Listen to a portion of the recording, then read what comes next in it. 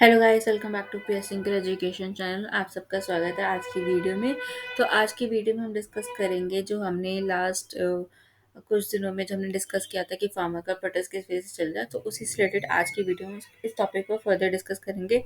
Y farmer need MSP, मतलब farmers को MSP क्यों चाहिए, किस वजह से चाहिए, और एमएसपी आने से क्या ही फार्मर्स को फ़ायदा मिलता है, क्या चीज़ की होती है।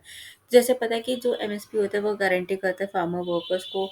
ठीक है, जैसे हम आप इस पिक्चर में देखें, जो प्रोटेस्ट भी हो रहा है, जो किसान है वो दिल्ली बॉर्डर पे आके प्रोटेस्ट कर रहे हैं, दिल्ली मार्च कर रहे हैं। वो सब किस लिए कर रहे हैं? जो तीन फार्म बिल लॉ आए थे उसके अगेंस्ट कर रहे हैं। जो एमएसपी है उसके उसके लिए कर रहे हैं कि जो एमएसपी है वो गारंटी करता है फार्मर्स को काम की, उनको एक मिनिमल वेजेस की, जो वो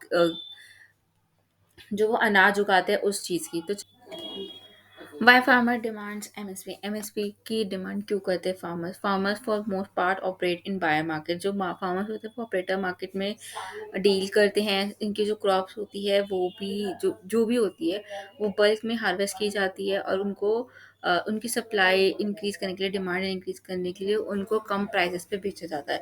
सच इन डिमांड्स कंडीशन के चक्कर में जितने भी बायर्स होते हैं उनको ज़्यादा फायदा होता है इन कंपैरिजन ऑफ सेलर्स के मीन्स में। Also means farmers are price taker. जो फार्मर्स होते हैं वो प्राइस टेकर्स होते हैं, ना कि प्राइस मेकर। मतलब उनको जो प्राइस उनको दिया जाता है उनको उन्हीं पे बेचना पड़ता है। ये नहीं कि जो वो प्राइस बोल रहे हैं उन पे उनको बेच रहे।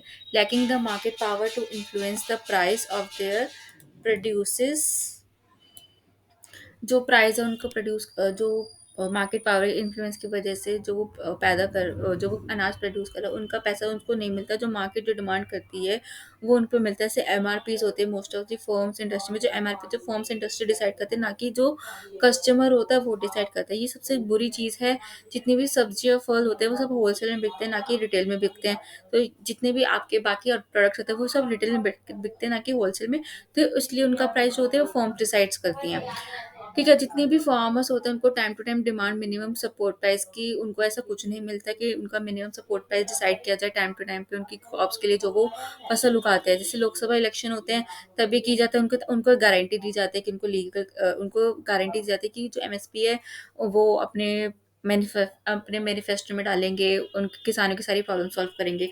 अब जो एमएसपी होता है और जो ये आपका इनकम इनकम सपोर्ट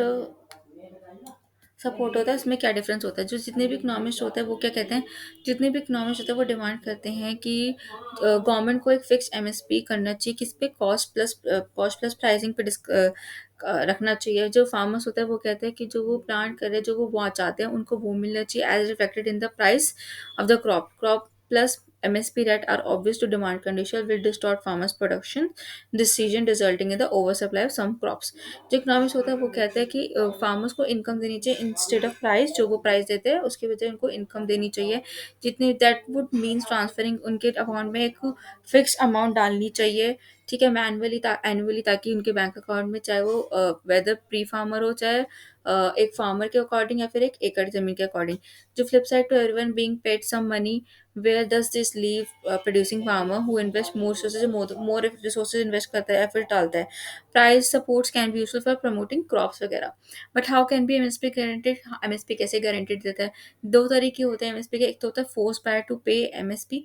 बायर्स को फोर्स किया जाता है एमएसपी पे करने के लिए। जैसे शुगर मिल्स वगैरह होती है, उनको fair and remunerative price state advise करते हैं 14 दिन में उनको पैसे दिए जाने चाहिए जो सेलर्स होते हैं।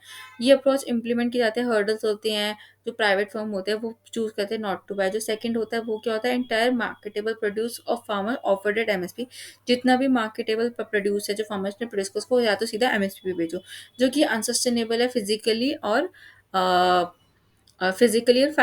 फिजिकली दोनों चीज़ों से। ये अनएथिकल हो जाता है, अनसस्टेनेबल हो जाता है।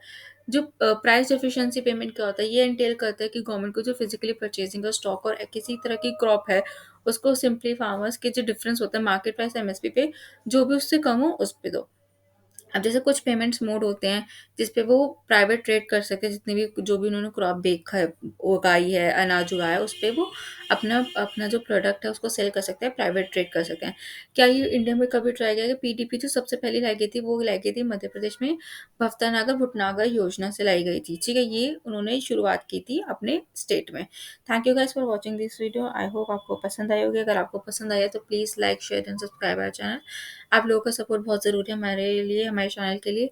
अगर आपको वीडियो पसंद आए तो प्लीज़ ज़रूर लाइक कीजिए और अपने दोस्तों में, फैमिली, फ्रेंड्स सब में शेयर कीजिए ज़्यादा से ज़्यादा, ताकि वीडियो उन तक पहुँचे और वो भी अपडेटेड रहें करंट से। सो आपसे मिलते हैं कल अगली वीडियो में। तब तक के लिए बाय बाय।